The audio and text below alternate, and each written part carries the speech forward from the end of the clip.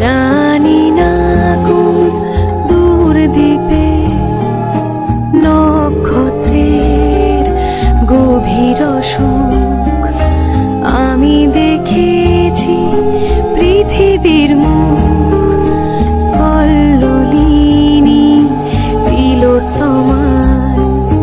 কোনো এক নাবিক ভেসে চলে তিলোত্তমার খোঁজে সাক্ষী ধ্রুব তারা